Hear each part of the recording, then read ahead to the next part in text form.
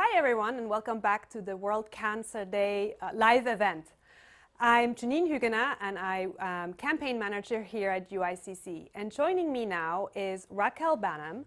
She is cancer survivor and author of the book Sense of Tumor. And she now currently lives in Toronto. Welcome Raquel, how are you? Hi, Janine. Thank you so much for having me. I'm fine. How are you? Oh, we're good here. It's been a long day and we're going to keep going strong. World Cancer Day is not over, especially in the Americas. So Yes, we're excited.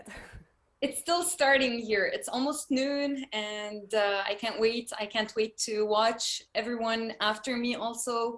I've been just busy preparing for this, but after this, I want to watch everyone, and I'm super excited.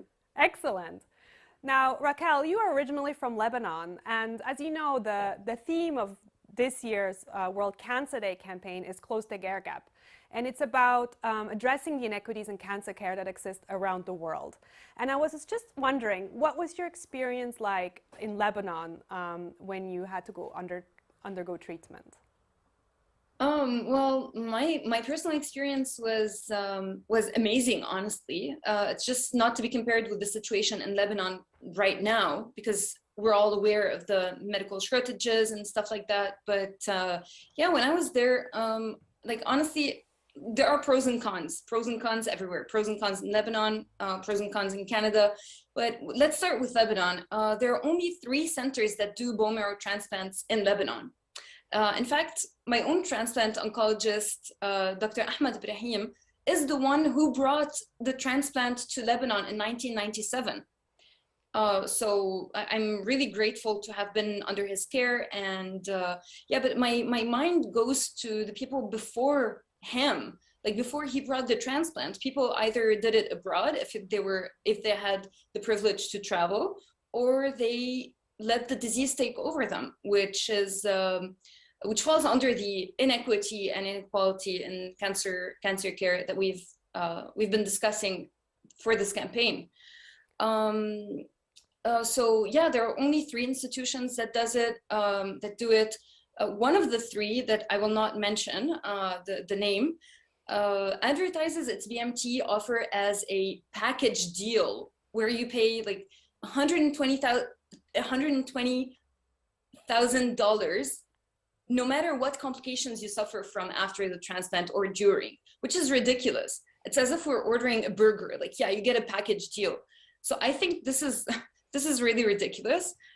Whereas the place I had my transplant, that institution, it cost around $80,000 as a start, and then you pay whatever complications you suffer from, if you suffer from any. So it's fair, I think. Um, but yeah, the thing is, in Lebanon, we rely on private insurance or social security. But social security is only for the working people whose employers actually put them on it. Which brings me to talk about an incident that really marked me throughout my journey. I was once signing my books at the hospital where I took my treatment, and this woman comes to me and asks me, so where are you now? Where are you in the procedure? And I said, I'm about to have my bone marrow transplant. So she said, oh, are you rich? Is that why you're able to have a transplant? Because like my uncle needed to have a transplant, and he didn't have private insurance, so he died.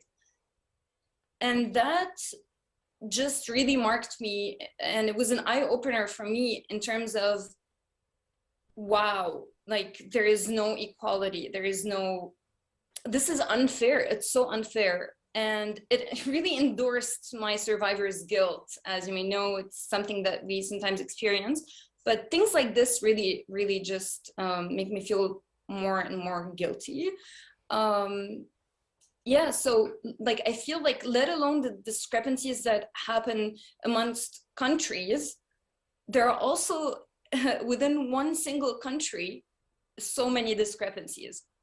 um, so I would say I was lucky to have had my treatment in Lebanon, the time that I had it, and I was lucky enough to have private insurance, but yeah, when I look at the situation in Lebanon right now, I can't say it's the same. I don't even know how they're managing to do transplants, if they're doing it. I don't know. Yeah, thank you. Thank you so much for sharing that. You really witnessed what we're trying to change in cancer care. The fact that no matter where you live and who you are, you should have access to cancer care. So this is really the essence of the campaign and of what we're trying to do here at UICC. Yeah. So thank you so much for sharing that. Of How course. would you, now that so you have recently moved, or I don't know, not that recently, but you have moved to Canada and you have to continue your care. So how is that compared to your experience in Lebanon? Yeah, so first, I've been here for a year and a half almost. Canada has a public healthcare system, which means every single person here has access to treatment and healthcare services. The idea of that is great. It's known to be one of the best healthcare systems in the world.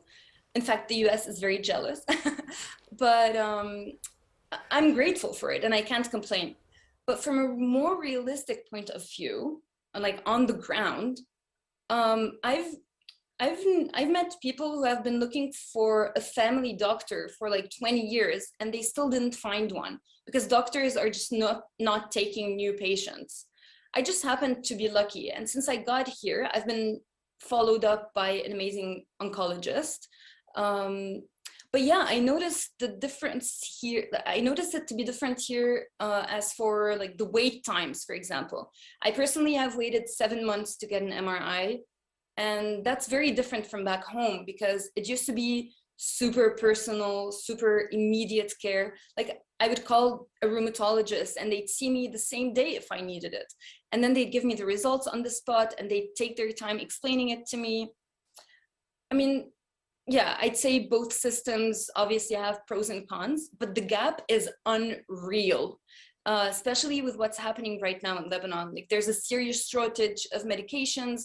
Some patients are forced to discontinue their treatments or sell their cars, sell their houses in order to afford buying their treatment from abroad. While in Canada, there are actually bone marrow transplant services for the pets. Pets. Yes, you heard it right.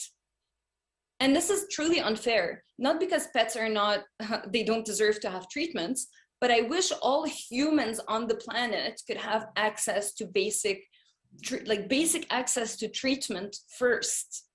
Um, so I would say pretty different. It's just a different, different mindset, different everything, really. Thank you so much, Raquel. Moving on slightly to a different topic, this is not the first time that you're joining us on World Cancer on a live event on World Cancer Day. You joined us last year to talk about your book, Sense of Tumor, and I just wanted to talk about a little bit how writing about this, how it has helped you cope with your cancer experience, and how you think it might help others do the same. Oh, thank you so much, Janine. Yes, it's my second time being on World Cancer Day, second year in a row live event. So I'm really grateful to be here. And I really admire everything that you guys have been doing, the hard work. I've witnessed it and really keep going. I'm rooting for you. And yeah, of course, I mean, sharing my experience really made it so much easier than keeping all the worries and suffering to myself. To be honest, when I first started writing my first blog entry about my diagnosis, I thought I was the only 21-year-old on the planet who had cancer. Cancer was like that illness that older people kind of suffer from. So I was really weirded out by the thought or fact that I had cancer at 21 back then. But when I was still writing, the act of writing in itself was very therapeutic for me. And then when I posted the article, thousands of people came forward with similar experiences, and I felt no longer alone. I no longer felt like I was the only person suffering from this or that complication or whatever. Like I actually had people talk to me about their experiences and how they've been through the same thing at an earlier age, at 16 or 14. And that was a game changer, really. My goal with sharing my story was to deconstruct the taboo related to cancer, basically. And I can see how it impacted the society around me and myself in a way where I am more empowered. I'm less fearful. I feel well supported, and I'm looking at society and all these women around me who no longer go out wearing wigs or feeling the need to hide their illness. I just feel like people are generally less ashamed of naming their cancer even. Like instead of saying the C word, they say, I have acute lymphoblastic leukemia or sarcoma or whatever. And I truly hope that all patients could find the power to share, because sharing is powerful in itself.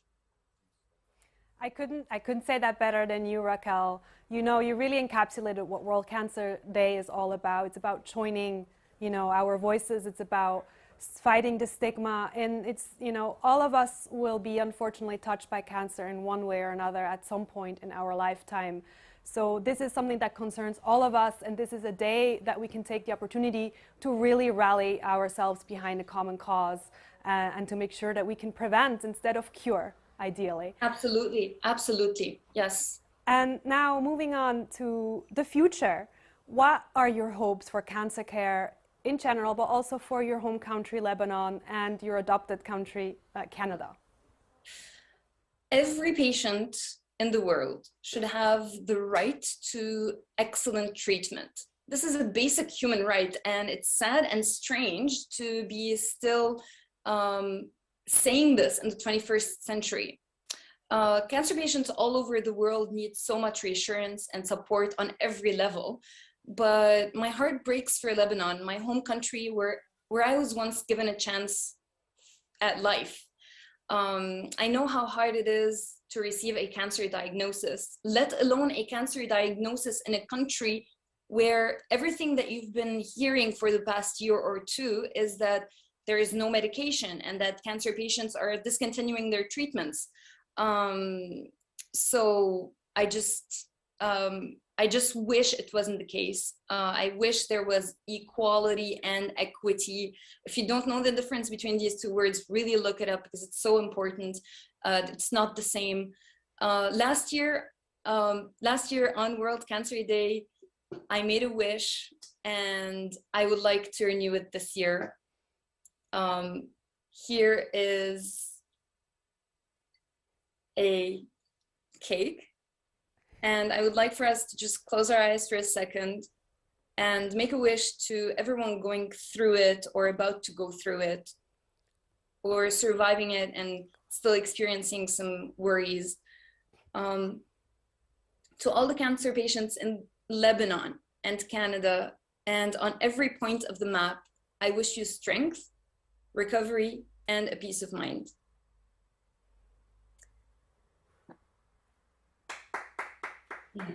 Thank you, Raquel. That is beautiful. And thank you so much, Janine. I join your wishes for everyone. Thank you so much once again. Thank you so much, and good luck. Please keep us updated, and we definitely want to know if there is a second book on the way. We want to hear all about it. There is a second book. Maybe well, tell us about it. Sense of Tumor 2 was launched amidst of COVID. This is why the in-person events were not as exciting as the first one, but I definitely hope to make it big and reach the same success as Sense of Tumor 1, because it's very important. It's mostly about my journey after the transplant and throughout, which is very important, I would say. Absolutely. Well, thank you so much, and thank you so much for coming on our show today. And we'll be in touch. Thank you so much, Jenny. Looking forward.